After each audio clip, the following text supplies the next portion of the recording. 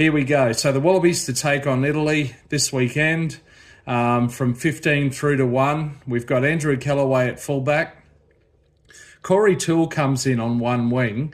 Max Jorgensen, I assume this is just a bit of a rotation policy. It's been a long and tiring year for the Wallabies, so he has a rest. Corey Toole comes in. Paisami and Sua'ali'i are at 12 and 13 respectively. That's the same centre pairing as last weekend. Evidently Len Ikitau's getting, although available now, is getting a bit more of a rest. He'll probably be used against Ireland and France, I imagine.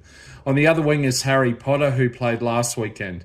Coming in at 10, as I say, is Carter Gordon. Hasn't played a game of rugby for at least 1.5 years.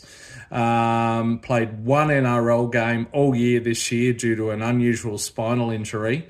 Look, desperate times call for desperate measures, and I think this is the right call. I'll probably come back to him. In the halves, incidentally, it's Gordon and Gordon. So at number 9 is Jake Gordon. He stays there. 8, Harry Wilson, captain, and Fraser McReight at 7. No changes there, but Tom Hooper, who wasn't available last weekend, comes in and pushes Rob Vellatini onto the bench. In the locks, or the second row, Frost and Williams, that remains unchanged.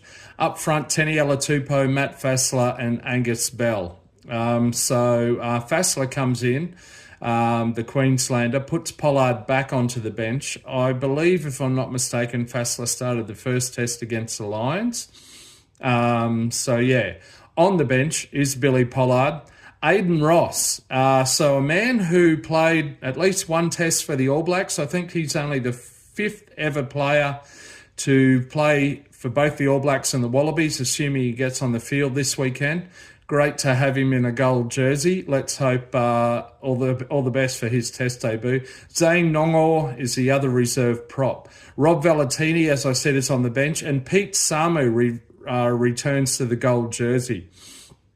Pete was another one of those who was controversially overlooked by Eddie Jones for the 2023 Rugby World Cup.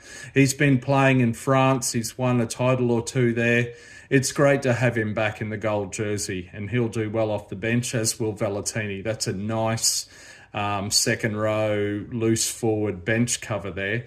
Ryan Lonergan, reserve scrum half. Tane Edmed, reserve fly half. And Filippo Daungunu. So I think it makes perfect sense to not start Edmed at 10. He just hasn't quite cut it at test level.